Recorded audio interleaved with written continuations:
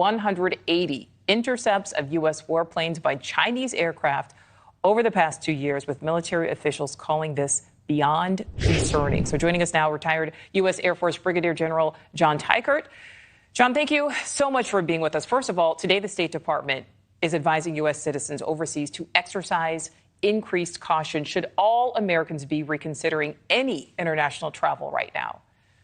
Nicole, I think it's important to realize that, especially in the Middle East, but stemming from the Middle East through Iran, that Iran is seeking to create unrest or provide opportunities for their proxies to attack American targets. And it is wise, especially in that region, but around the world, for Americans to be vigilant as they travel overseas, realizing that some of those malign actors, like Iran, are looking to do harm to our interests. And I do want to talk about Iran. First, I want to touch on those drone attacks. What was your reaction to learning about them, including this latest attack that we are learning about in Syria? I was over as a senior defense official in Iraq for 14 months in 2020 and 2021 when Iran's proxies started using unmanned systems to attack American interests in the region. And frankly, for the last 44 years, Iran has created an arc of instability throughout the Middle East: Lebanon, Syria, Iraq, Yemen, and Gaza. And they are finding ways to find pretexts to attack American interests, and ultimately creating instability in the Middle East that harms the population of the Middle East as much as it does American interests. You know, and General, as you know, the president will be addressing the nation tonight. Do you think he will bring up Iran? Should he be talking about Iran? I'm disappointed that the president thus far has not mentioned Iran in the 11 days since what is clearly an Iranian-supported attack by Hamas on Israel. I am very proud of the president for taking the time to demonstrate our unwavering support to Israel, both by his actions and by his words.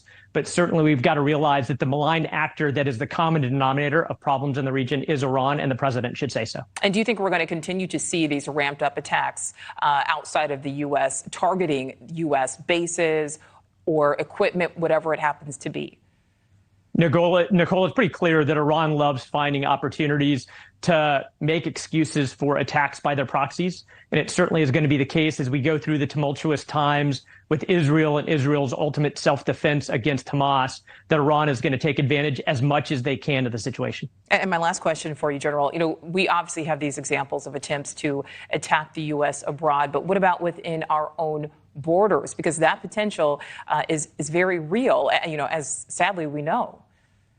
Nicole, it is very important for us to realize that unless we have strong borders, especially our southern border, which tends to be open in so many ways, creating multifaceted crises, that we do risk the national security threat of terrorists coming across our borders. We know that it's happening, and the president needs to make priority number one sealing our southern border. Brigadier General Teichert, we certainly appreciate your expertise. Thank you.